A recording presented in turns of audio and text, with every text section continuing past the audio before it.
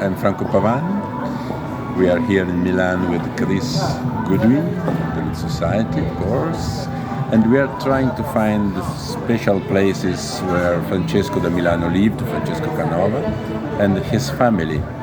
We are just in front of the building where his father lived for many years. The building now inside is destroyed, but we can see the very simple but at the same time beautiful entrance. And I like to stay here for some minutes each day, more or less. Now I'm joking, of course, but I like very much this corner. And we will find more during the day.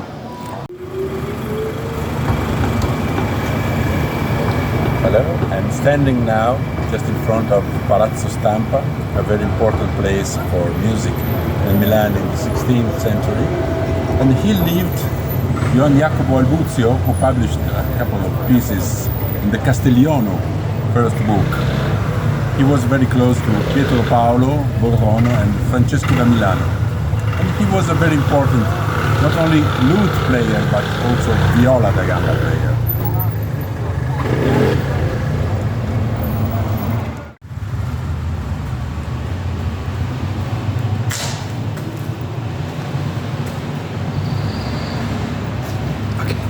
This is the beautiful building where Jacopo Albuzio lived for many years with Massimiliano Stampa, and a very important family in Milan in the 16th century.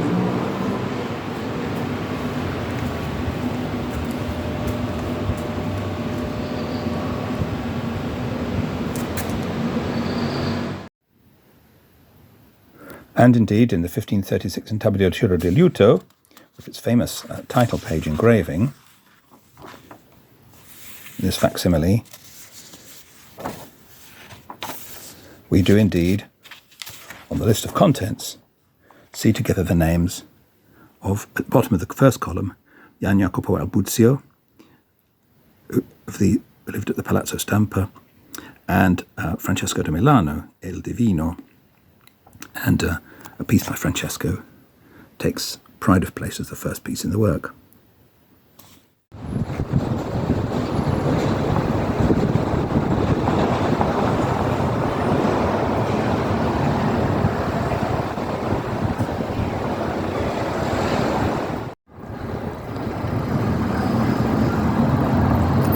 We are standing very close to the front door of San Lazzaro in Brolo in Milan, a church where Francesco was a canon and his brother too.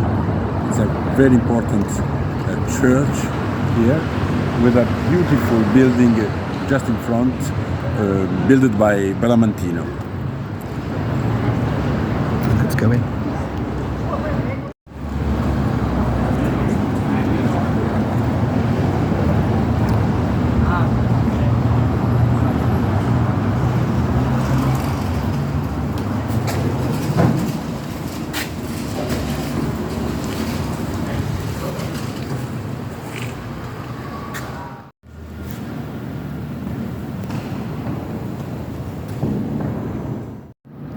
This is the beautiful place that Bramantino built for the Trivulzio family, who was one of the most important family in Milan during the 16th century. And the family was very close to the French party. And Francesco da Milano was connected a lot with French in this period.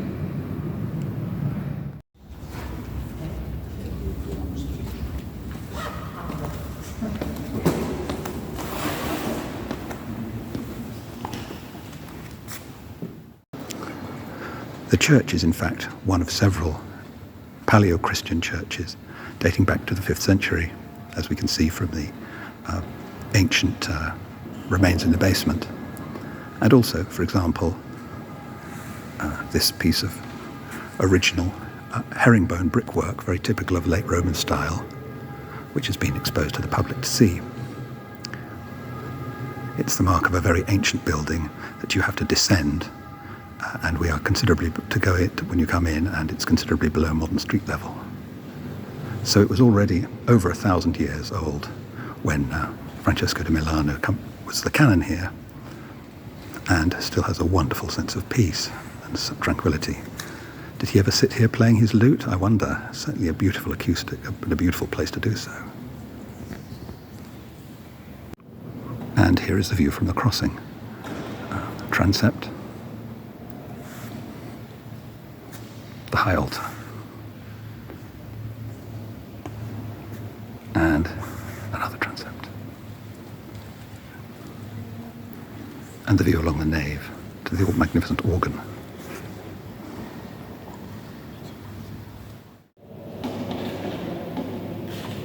And the organ was built here by the Antegnati family, and we really don't know if the instrument is coming from the period where Francesco da Milano was here. Perhaps not, but it's a very interesting instrument, now rebuilt for the most part.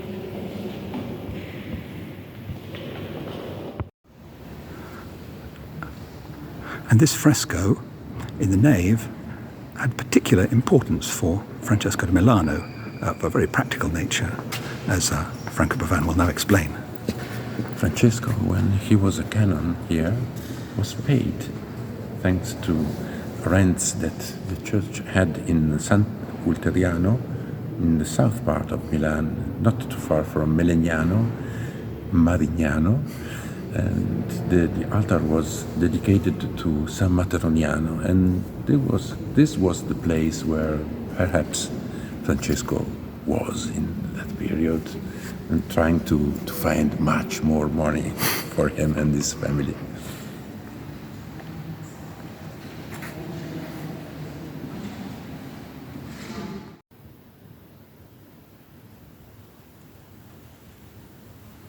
We are in the chapel of Santa Caterina di Alessandria in San Lazzaro in Brolo in Milan.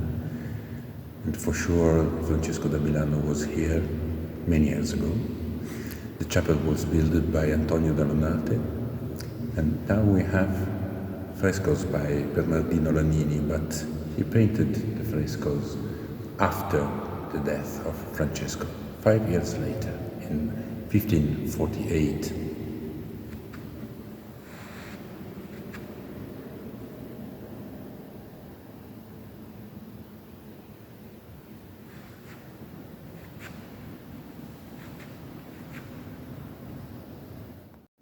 Bernardino Lanino is the man with the bird, the youngest person in the middle, between Gaudenzio Ferrari and Giovanni Battista della Cerva. Giovanni Battista della Cerva was a colleague of the painter and Gaudenzio Ferrari was his master.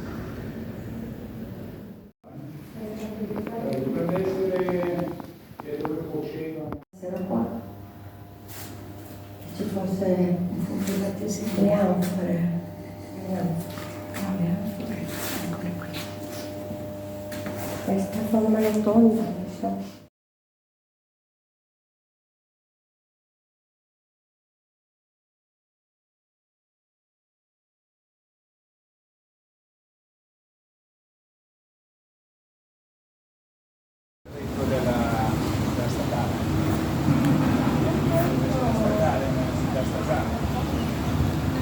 Via Sant'Antonio, l'altra via di Sant'Antonio è poco oltre la statale.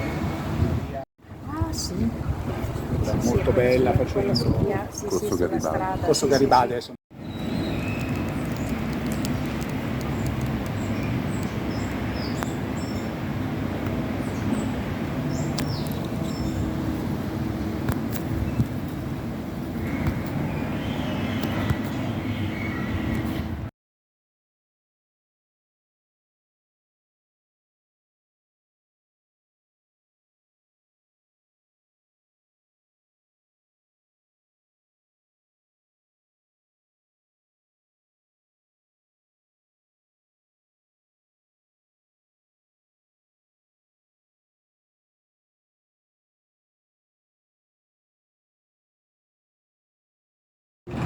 We are now outside the famous opera house, La Scala, in Milan, and I'm afraid Francesco da Milano's story really ends here. And Franco Pavan will explain why. Because his father, Benedetto, decided to put here the tombstone of Francesco. But now, sadly, we have the theater and not still Santa Maria la Scala, the beautiful Gothic church that was built here in the Middle Age. And a lot of tombstones came to San Fedele. San Fedele is a very close church here, but during the Second World War, the church was more or less destroyed during an attack from the sky, and we have not still the tombstones of Santa Maria la Scala. And the church was destroyed at the end of the 18th century, more or less, when Pier Marini decided to build the new theater for Milan. And it was the only place in the center of Milan that was where it was possible to build a new theater. So they decided to destroy the church, sadly. And as the sun sinks slowly in the west, we say addio to Milano and to Francesco da Milano.